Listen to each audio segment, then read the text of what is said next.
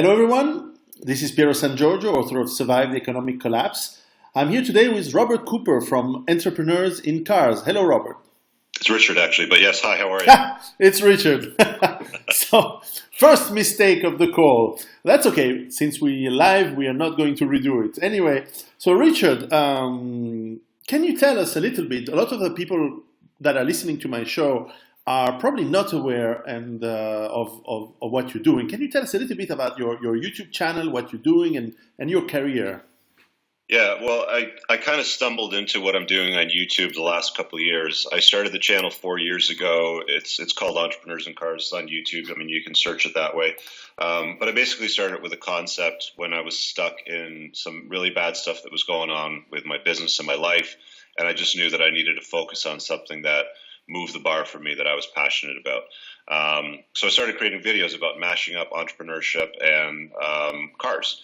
So I figured I'll get some friends of mine that have been very successful in their business, and they can share the story about how they overcame obstacles in life and bought their success rides.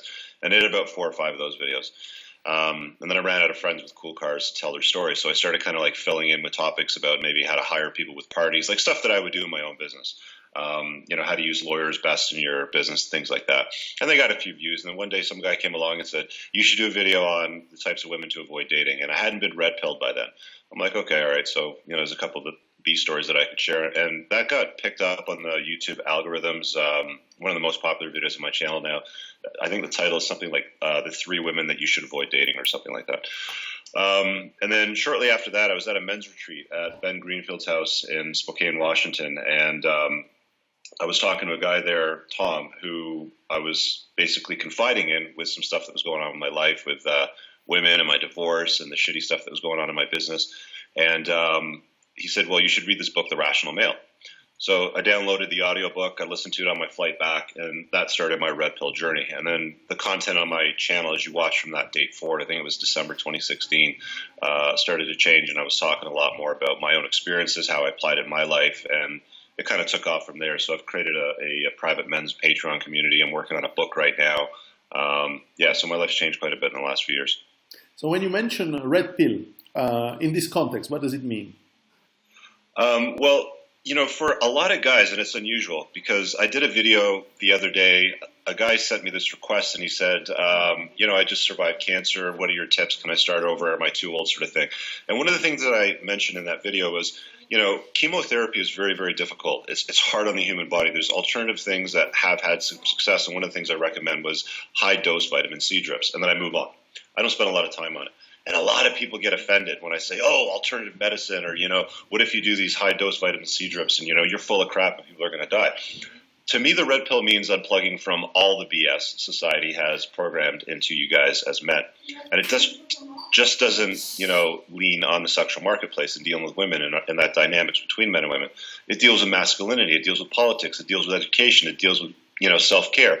To me, it deals from any area of the life where you've been plugged into beliefs that don't necessarily serve you the way that they should. I see. So regarding men and relationships with women, and I've read Rollo Tommasi's books as well. Excellent books, by the way. What's your take on that? What did you find as the cutting the bullshit? Oh, wow. That was, well, the book starts with a famous line from the movie The Matrix, where Neo wakes up and says, why do my eyes hurt? And Morpheus says, it's because you've never used them before.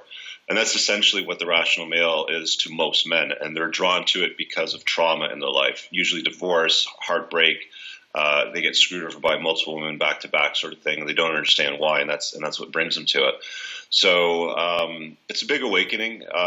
There's a lot of information, and it's like drinking from a fire hose. I always tell guys you have to go through it like 5-6 times to get all the information out of it. But it definitely explains a lot of things and inconvenient truths that happen to men throughout their lives that wake them up. I see. Well, before we go on to what's masculinity and being a man today, you mentioned that you've been an entrepreneur, so have I. What's the most important lessons that you've learned in your life about being an entrepreneur, starting your own business? What's the pros and cons, and what what did you learn from that experience? Well, I still believe the pros far outweigh the cons. There are a lot of cons, though. It's very, very difficult to be an entrepreneur in many of the Western worlds that we live in, because I know a lot of people come to Western worlds expecting freedom and massive opportunity and so on and so forth. But my experience has shown me that like government and legislation and like there's a lot less control than what you think, because not only do you have to please the consumer, your customer, who is basically the people that decide how you're going to run your business and what kind of services you're going to offer, what you're going to charge for it. But you've also got, I had an incident with the government listening to, like in my business, what I do is I help people get out of credit card debt, and we save people a lot of money. So banks and credit card companies don't like that. So what do? They influence government to change policy and legislation to make what we do more difficult or impossible. And that put a lot of companies out of business. We found a way to pivot because I'm creative, but it's not easy to be an entrepreneur. It's highly rewarding, but again, with high rewards come great risks. Yeah, we'll come to entrepreneurship later on, because I think it's very important for being a man on the top today. But before that, in your opinion, what's the state of being a man today? What's the state of masculinity and in today's world? Especially, I believe you live in Canada, right? Yeah, I live really close to Toronto, so largest city in Canada. The state of masculinity is a bit of a train wreck, if I'm being honest. I think that men are under attack from all different angles. The state of men are not men anymore. Men are slowly becoming more feminized. Women are becoming more masculine. It's a function of societal conditioning. We live in a female-centric primary order, as Rollo talks about in the book. He kind of introduces it that way. Feminism is constantly attacking men. It's a supremacist and hate movement towards men, is the way that I view it anyway. Any guy that lives in a large city, their endocrine system is constantly under attack. Men that are in their 40s now have testosterone levels of men that were in their 80s, 50 years ago. Men that are 20 have testosterone levels of guys that were like 50 or 60, 50 years ago. We've got these weak-ass soy boys that just don't have a backbone and can't function like a proper masculine man in society. And it has all kinds of consequences on the direction of the world. You and I were talking before the show started about Jack Donovan and some of his books like The Way of Men and Becoming a Barbarian.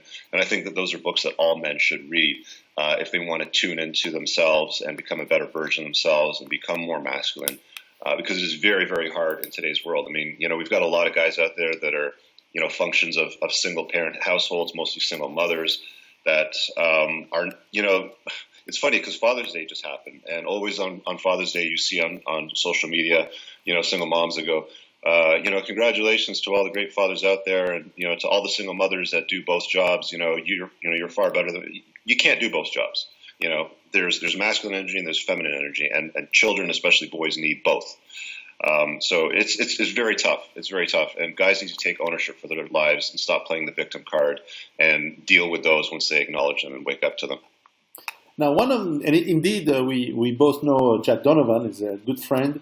One of the things that comes out from your videos that I've watched and also from his books and from Rollo Tomasi's books as well is that a man to feel good about himself and therefore to be able to attract good women and have a high social position in his society, he needs to be the best version of himself and improving constantly. And in The Way of Man, Jack Donovan talks about virtues that are important, such as honor, strength, courage, and mastery, if I remember the four of them correctly. And in today's world, those virtues seems to be considered by we're not in a patriarchy anymore. All these virtues seem to be considered very low level by the media, by movies. Men are portrayed like wimps or irrelevant, whereas women are these. In Star Wars, you have this girl who has never had anything, and suddenly she's the best, and so on. You have virtue without cost, and which we know it's impossible. But this illusion creates a very unbalanced society. So I don't know if there was a question in my rant, but well, I was going to say, what you think of that? You're starting to talk about these virtues being of low value. I think that it's gone even to the point where, masculine virtues have now been considered toxic. We've heard a lot of this stuff, especially the catchphrase or even hashtag. If you search it on Twitter or even on social, you see toxic masculinity appear a lot. And there is no toxic masculinity. There's masculinity. It is what it is. The problem is that, in today's world, we try to pound boys into feminine. Like they basically teach boys in the school system as defective girls. If you don't sit still, we're going to medicate you. I think if you watch a 5-year-old, maybe like a 4 or 5-year-old boy before he's gone into the school system and had feminism pounded into him through the function of media and the indoctrination systems that governments put together that we call schools. I think that the most alpha thing you can see is a 4 or 5-year-old boy. Just watch them behave. That's how boys are supposed to behave, and that's how they evolve into men. And that's why we do great things like explore the world and conquer and, solve problems and build architecture and engineer things that never existed, before. It comes with risk and ambition and strength. And that's what boys are all about. And that's why they turn into men. And society's been trying to suppress that.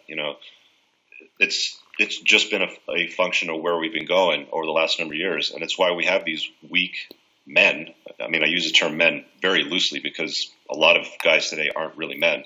That many women don't even find attractive, and it's what creates this, I believe anyway, which has created a lot of this dynamics of, we have these problems with these men that go full MGTOW, that go incel, and incel, by the way, are the people that go and rent the vans and drive over people like they did in Toronto a couple months ago, or they shoot up schools because they're very disconnected from, the way society really works, or they can't deal with rejection is another big thing.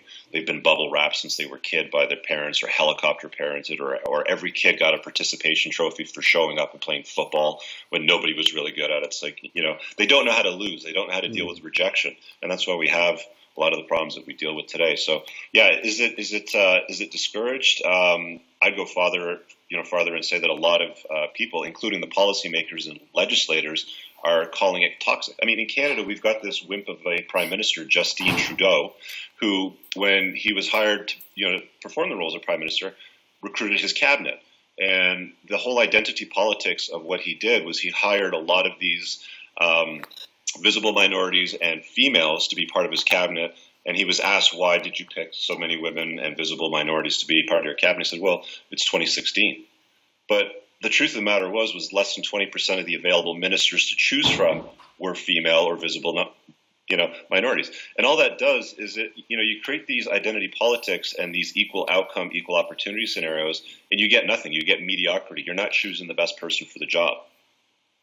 You see also in Canada that I certainly saw that when I last worked in a corporation, in a big corporation, that advancement and promotions are less and less available, despite of the competence level to let's say white men.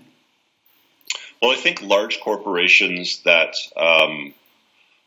have access to unlimited resources and like a good war chest of money are doing that. Smart entrepreneurs are not. Of course, they're still, they're still promoting the best person for the role.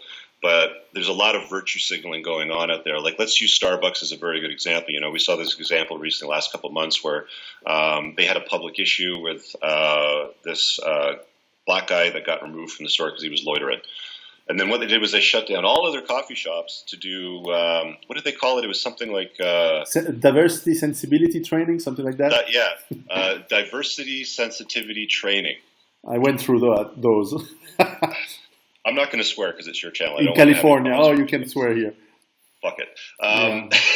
So what they're basically saying is, it's okay for you to sit here and do nothing and take up space. But what happens if I want to go in there and get a coffee and sit down with somebody and talk about something? I can't because there's people loitering, because of identity politics, because you want a virtue signal.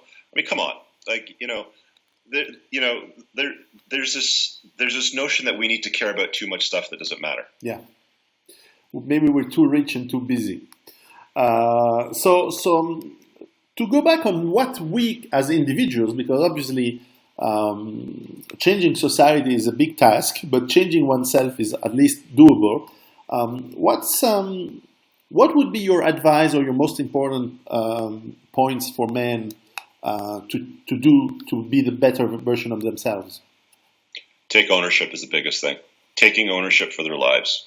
Stop pointing the finger at everybody else. Whenever you do this and you point the finger at somebody, there's three other fingers pointing back at yourself. So take a look at it every time you say you, or I would be in a better place if, or but, sort of thing. It's like taking ownership for where you are in your life as a man is critical in rite of passage from boy to man and executing on it. There's far too many guys out there, and women too, that do not take ownership for their lives and they blame other people for where they're at. Okay. Now, once you went through this first step, what does it mean as on a tactical approach? Does it mean working out? Does it mean going into sports? And indeed, as you said, I mean, it seems obvious. Perhaps our generation. I'm 47. For our generation, I think I'm in the last generation that still remembers how it was to have a world full of real men. But younger people today, and most of our publics are probably younger people, they have no clue. Suddenly I figure out people who have no clue what's a father figure, what's a real man, what's a responsible man. So some of them go on binging alcohol, on drugs, they go a little bit without aim and without purpose. So once you take ownership, how do you find that good purpose, that good aim? And what does it mean in terms of what you do? I think it's doing it for you and doing it for the people close in your life. It's not about serving everybody in the world. You can't please everybody. There's too many people that try to put too much attention to, like fix your own house first, sort of thing. And I've been criticized for saying things about Jordan Peterson. There's not a lot that I really disagree with what he says on. And one of them is, like deal with your own shit sort of thing. Like, fix your own house first before you go and criticize the world. And even then, you're still going to have to be world class at what you're doing. You're still going to have to demonstrate competence. Yeah. You're still going to have to, like mastery doesn't have a finish line. It's not like, well, I fixed myself, now I'm done. I'm going to sit back and relax. You can't. Mastery is a lifelong journey, and you continue to work on yourself, the people that you love that are in your close inner circle, your tribe, if you will. One of the things that Jack Donovan talks about a lot too. The world is crumbling upon itself as we speak. You can't fix the world. You can do what you can do. You create content. You and I do this on YouTube. We talk about things that are very similar that help other guys kind of tune into themselves and work on themselves. It is what it is. You can only do so much. Okay. So I noticed from your videos that you do work out a lot and you do like fast cars. Yeah. What else there is to do in life? What else is good in life? Well, you do what you like. I mean, I'm a man. I like fast cars, beautiful women. I like, looking strong and masculine. I'm a man. I want to continue to pursue that mastery in my life and help other guys along the way. Some guys love it. They subscribe to it. They pay me monthly personally to be part of my men's community. Other guys will criticize me. They'll call me names and stuff like that. Well, fine, whatever. Go do whatever you want to do. All I know is I look at my results versus your results, and I know that I would never trade my life for your life. It's as simple as that. That's a good answer to the haters. Now, if we go to the other side of the world, I mean, the one of the things you said is that we are lacking masculinity in our society, and yet we are importing, for sure in Europe and I think in Canada too, millions of mostly men from areas of the world, and I did work a lot in the Middle East and Africa in my career, who are not soy boys, and certainly are not carrying anything but toxic masculinity. So I wonder, how do they reconcile this paradox, in your opinion? Oh, they got a big shitstorm brewing in Europe and even in Canada and many other parts of the world. I mean, Europe's seen a mass flux of immigration. I mean, Sweden's a great example of that. They've pulled in. Sweden's probably one of the most feminist countries in Europe, right? Yeah. Yeah, so, they do the be kind, open borders, bring people in, and look how that's working out for them sort of thing. Same thing in Germany. And now there's countries in Europe that are saying, no, we're not going to bring in any more immigrants. our nationalism is in jeopardy. We want to protect that, protect our identity, which is fine. Like, why can't you do that? Why can't you have your own tribe? Why can't you have your own language? This globalist thing that the feminine imperative is trying to build of the world to turn this empire of nothing. We've heard that term before, of course. Why? What does that serve exactly? And yeah, you're right. A lot of these immigrants that are coming in, they are alphas. They are masculine. And they laugh at the society that they move into. I mean, is it any surprise that they're raping and pillaging your women? I mean, come on. Because they can. Right. Because they laugh. They laugh at the wimps around them. I mean, they can't even be arrested in half the cases. You can't say anything outwardly about it. You and I are risking this right now, even having this conversation. Of course. And you haven't read my books yet. But certainly it's true. And so this paradox of feminism, which has gone completely off what it was aiming at the beginning 100 years ago. And I wrote a book about feminism, also available in English if anyone is listening. But certainly, it seems to me that it's bringing the demise of its own being. Because if you're a feminist, and you want equality of treatment and wages and all that, provided you provide a competent work and so on. If you bring in people who are going to beat you and rape you and enslave you, you're not going to win in the long term. So that is something that is still. Is it death wish? Is it nihilism? Is it maybe they have read Nietzsche and didn't get it, or they never understood it was a threat and not a promise? What's your take on why feminism has gone so far into that? It's not pro women anymore. Like every movement, every cause needs to conclude at some point. Feminism reached its objective a long time ago, but it's kept going because it's run out of objectives to hit. So it just keeps making up new shit to like kind of deal with, sort of thing. And I think it's anti-femininity. I think it's anti-female, if anything. I agree. And there's a movement of women. I mean, you'll see them. I mean, sometimes they get labeled as tradcons or whatever, but the female primary social order, like the feminine imperative, only understands its own imperative. It's very solipsistic. So it's an unusual movement that doesn't seem like it's going to stop at any time. It's going to keep going. I mean, there's no signs or signals that they're going to stop doing what they're doing. I mean, there's not a lot of logic behind where they're going with it right now. I mean, thank God Hillary Clinton didn't become the president of the United States, and Donald Trump managed to put the brakes on that. But it's just turned into a total train wreck. I mean, I don't even know where to go with it. To be honest with you, it's well out of my control, so I don't care. I just work on my own things. Is basically the way that I can sum it up. Okay, just a second. Irène,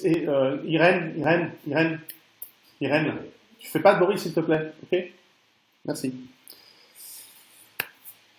Okay. Now, I heard you mention a few times that we're in, civilizationally speaking, in big trouble. What do you know about the prepping, survivalism, or homesteading movements that I presume are quite common in North America, and of which I'm one of the best-selling authors in Europe? What do you know about this movement? What do you think of it? Well, I think every guy needs to prep for what is probably the inevitable, which we seem to think is going to happen, which hasn't happened yet, and you should expect should have happened by now, but it's not. It's surprising. But there's a good chunk of the world population that is a prepper. And I'll tell you something, if the shit hits the fan, it's going to be those guys that will survive, and everybody else will be zombie fodder for whatever comes down. It's the guys that have food stores, that can grow their own food, that have access to water on their own property, that have a store of guns and ammunition to protect themselves and the people that they love. Am I a prepper? Sure, I own guns. If shit goes down, I know how to use them. I'm not worried about that sort of thing. I know how to protect myself and the people that I care about. So any guy out there, I think, should be prepared for the inevitable. And that's part of being a man. It's part of being a masculine man, is being competent, being able to deal with problems as they arise. I mean, it's what separates the men from the boys, right?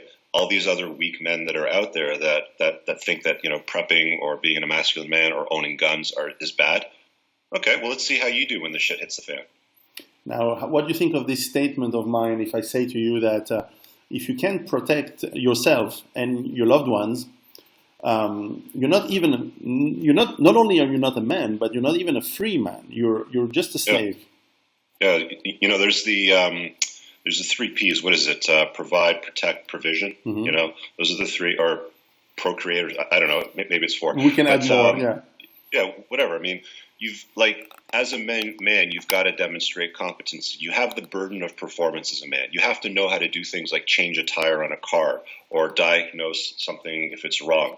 And not just, throw your hands up in the air and be a wimp and then rely on your girlfriend or your wife to call their father because they're the last generation of masculine men that can fix something or deal with something because you're a soy boy. That's a large, part of the demographics in the population out there, right? Yeah. Now, one of the arguments that a lot of people bring up in this kind of in this discussion usually is to say, well, isn't the government going to provide for us? Yeah, that's my answer to that. When has the government ever cared about anything else but itself? The government's function in society today, as I see it anyway, is to get as big as possible without irritating the general public to the point where they protest and overthrow the government. So tax the general population as much as possible until they protest, steal from them as much as possible with taxes, provide as little resources and public services as possible without going totally bankrupt. It's, government does not care about you. Anybody out there that believes that government truly and genuinely cares about them, they need to give their head a shake. Now, in Canada has a big tradition. I don't know if it's a tradition, but has a reputation for sure about having a very large government that leans a lot toward trying to help and give handouts. I'm not sure about helping, but at least giving handouts to a lot of people and having this huge social net that is supposed to make people not fearing losing their jobs, falling ill, and so on. Now, is it working or not really? No, it doesn't work. Whenever I travel, somebody says, "Oh, you're from Canada. You have a great healthcare system." No, come here and live and see what it's like. The last time I needed to use the healthcare system, I had a ski accident. My thumb was broken and the bone was showing in my shin. And I had to wait 6 hours to see a doctor because there were single moms in the waiting room with their kids who had like a red dot on their back and one cough in the 6 hours that I was sitting there that wanted to get that checked out because it's a free system. There was another guy that was sitting beside me literally in the next room as I was getting checked out before me because he arrived. And he was there because his knees were hurting. And you want to know why his knees were hurting? He's a 19-year-old kid that just played 36 hours of Warcraft during raids online with his buddies, and he didn't get up and stand or move around. And she's like, "So what's the problem?" He goes, "Well, my knees hurt." "Well, what have you been doing?" "Well, I was playing Warcraft for 36 hours straight." "Well, move, buddy. Like, move," sort of thing. So, when you create that welfare state, when you create a system like that encourages mediocrity, then that's what you're going to get. You're going to discourage people from doing the work to be successful, to contribute to the system because they get penalized so heavily, and you steal from them and you give it to these people that take advantage of a system that's just far too easy for people to access. It just becomes mediocre. Sitting there for 6 hours with a broken thumb and a nearly broken shin was brutal. And I mean, it's not the gem of the world. I would rather pay for a healthcare system that I can access instantly when I need it. Okay, so if we take the other not extreme, but the other side, if you take land where people are free, where there is freedom of enterprise, freedom of low taxation, first of all, if perhaps only not. Now, this is survival of the fittest, right? And what would that ideal world, if that's ideal, play out in terms of man-woman relationships? Because I think these are the key. There's relationship between men that are key in a society, and then obviously there is relationship between men and women. How a completely different society would play out with these two kinds of relationships? I think there's very few examples of that exist today because in the modern world, it's heavily governed and managed and infrastructured by government. I think maybe if you go to the deep Amazon and you find a tribe of men and women and children living together, that would probably be a natural example of it. But that would really be the only way to discover it, because I'm not aware of any country that has low taxation, more of like a libertarian view. Like, are you? Well, Eastern Europe tends to be a bit like that, despite having still the presence of a government. I was in Russia last week. Russia is still very much laissez-faire in terms of social and people and so on, and they have low taxation. They have a big government though, but they have low taxation. So, but you're right, and honestly, I don't want to live in like an Amazon Indian either. No, neither do I. So that's a conundrum, right? Yeah, yeah. So what is the level of evil government that we should tolerate? A lot less than what we have right now is, really the only answer that I can give. It continues to grow. It continues to feed itself, and it hires mediocre people to do jobs that they overpay them to do that are completely unnecessary, over and over and over again. The older I get, the more I see examples of that. Living here as a Canadian, everything from how they manage parks to how they conduct elections to surveys, I could go on and on and on. I've seen so many examples. Probably about 80% of government workers could be fired today, and we would not see a distinct change in the world that we live in at all, provided they manage the money properly going forward from them and outsource certain functions to private corporations that are more competent. But definitely less government would be better for many places in the world. But they don't want that. They want to preserve their identity and their control of the sheeple. I see. Now I have a big readership in Quebec, in the French-speaking part of Canada, and which that last sentence they will not have liked to hear, by the way. But they also are very socialist in that part of Canada. Is it even worse there than in Toronto and that part, or is it the same? I wouldn't call Quebec socialist. I think they're more nationalist. They want to preserve their identity. They want to preserve their language. And there's nothing wrong with that. Mm-hmm. Why shouldn't you be allowed to speak the language that you want and use the currency you want and have policies that work for your identity? There's absolutely nothing wrong with that. We've had conversations in Canada about Quebec splitting from the rest of Canada many times in the last, 30 years that I've been paying attention to, the news and media whenever it comes up. And I've always said, great, do it, separate, create your own country. I'll still come and visit. I have nothing wrong with French people or French Canadians. I think it's great. But they want to unite and keep things separate. I have a very good friend of mine I'm doing a call with later on this morning. We're going to be talking politics. And, his idea of the ideal political environment is city-states. Mm-hmm. Some more localized sort of government units that are a lot smaller that manage the interests of that city sort of thing. So, that's another interesting dynamic as well. I don't know if you've ever been to Switzerland, where I'm from. No, but I have an aunt that lives there, actually. Okay. Well, actually, I have some aunts through my wife who live in Vancouver, so I have connections to Canada. But yeah, you should check out the Swiss political system, how it's set up in terms of direct democracy, and while it's not perfect in my opinion, it has some very interesting elements. So. Well, you can always tell which countries are open to more libertarian type of ideas. And I know Switzerland's heavily involved with the cryptocurrency, and they're endorsing a lot of development there. Oh, yeah. Places like that are definitely kinder to a more, open, decentralized world where people are held accountable more publicly. Yeah. So I think it's great. Well, of course, being accountable, and that leads to coming back to the topic of being a man, is that if you've been, as you said, I like that expression, the bubble paper, bubble wrapped. Oh, like the bubble wrapped children. Yeah. Exactly. If you've been bubble wrapped since childhood, you have no idea what it means to be accountable and responsible. And, man, listen, let me just share the story with you. So this woman is a kindergarten teacher, and she was telling me the other day that what parents do now is when their kids come home from kindergarten, which is about the age of 4 or 5 here in Canada, I think.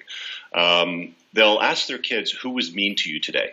They won't ask their kids, what did you learn today? What was the most interesting thing that happened today? What was the best part of your day? It's who was mean to you today?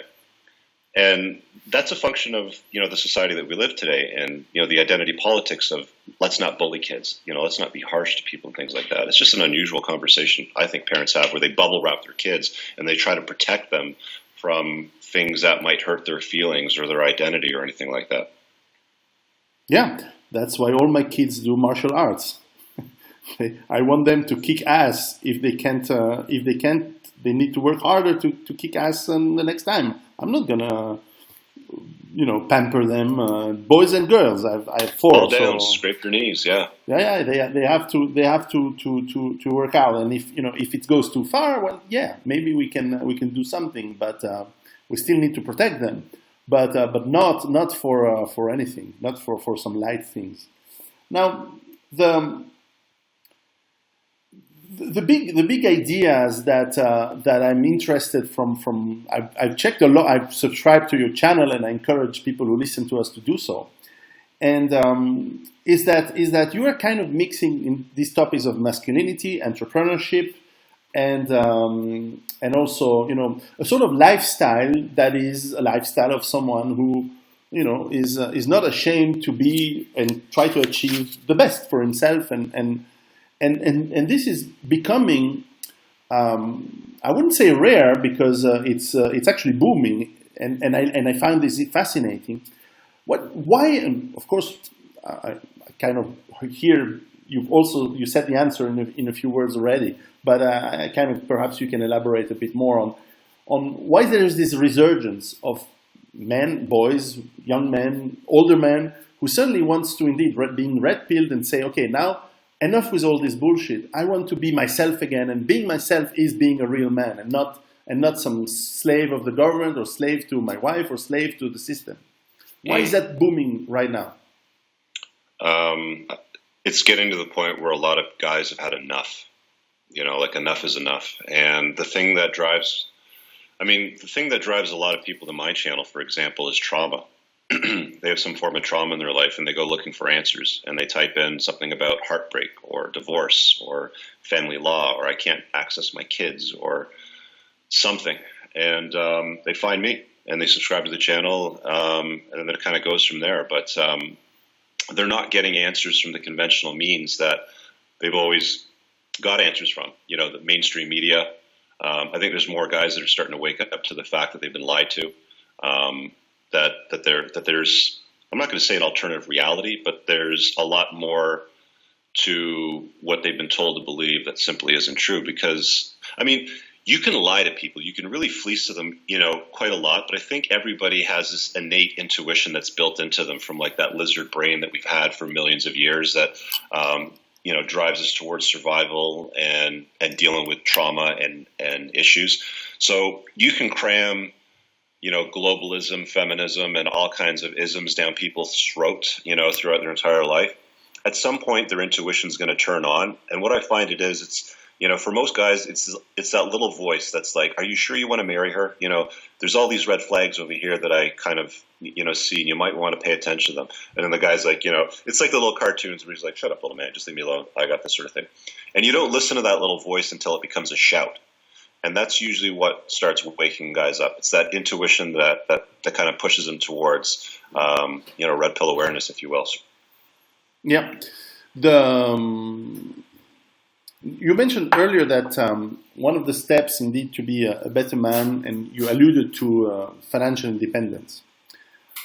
Is that something you talk a bit on your channel? How to become? Absolutely, yeah. Absolutely. You've got to get your money right. If you're a man living in today's world, it is not acceptable for you to be living paycheck to paycheck, opening up credit card statements every month that say it's going to take you 70 years and 20 times what you owe to pay off your debt. You've got to get a hold of your money. And it's just like not just a financial thing. I mean, you got to get a hold of your self-care scenario. If you get out of the shower and you look down and you can't see your Johnson because you got too much belly fat, you got to deal with that sort of thing. So, yeah, having money is more than just having money. It's having the options to choose, to say no, like no to things. It gives you the ability to maneuver to different places of the world. All that money is, in my view, is stored value. Some people get very upset, especially the ism people, like the socialism, the globalism, the feminism people. They get very upset and they say money is evil. But all that money is it's a store of value. I mean, there's a reason why these billionaires have access to such a massive war chest, because they've done amazing things in the world. Yeah. And that's why they have that money. It's like a reward. It's like signaling to the world that they've done great things and here's your reward, stored value. If you need it, you can do whatever you want with it. So how can people learn more about you, and where can they? I see that you have different levels of access to your your wisdom and advice. Yeah, so I basically run it on different tiers, as you mentioned, on different levels. So all of my public stuff is on YouTube. You're going to get 20,000 overview of some ideas and answers to questions that you're stuck on. It kind of opens the discussions to new concepts. The how-to, the deeper discussion, I keep behind a paywall. Right now I'm using Patreon, but I'm building a website, which we'll transition over to later on. I have a private Facebook community. There's hundreds of guys that engage in daily discussion on things that matter to men only. And that's where they get access to me directly. I get tons of emails every day, people asking me questions and sort of things, and there's an autoresponder saying, look, if you want to talk, you're going to have to, get behind the paywall. And the other reason for that is I can't talk about a lot of the things that give you answers to the things that you're stuck on publicly on YouTube, because it's not politically correct enough. Yeah. And it's going to hurt people's feelings. And I'm aware that YouTube is a great place to get discovered. But at the same time, it's like I would have this conversation with you right now in a restaurant. If there was a family over there and an older couple over here and a couple of other people over here, I'd still have the same conversation. The deeper sort of conversation you and I could have would be over a drink and maybe a smoke or a pipe or something like that afterwards, where, we're in a closed discussion group. But YouTube's more of a public environment, so you got to kind of brush over stuff at about 20,000 feet. People aren't going to get the answers there. They're going to get ideas there. Yeah, it starts to sound like it used to be in the Soviet Union. When people needed to have a discussion, they had to go away from other people because you couldn't trust anyone. Isn't that interesting? It's sad. Yeah. So I'll put the link. Thank you very much for your time. I'll put the link of your YouTube channel there, and I'm sure that from there on, people can be able to go further if they need more of that.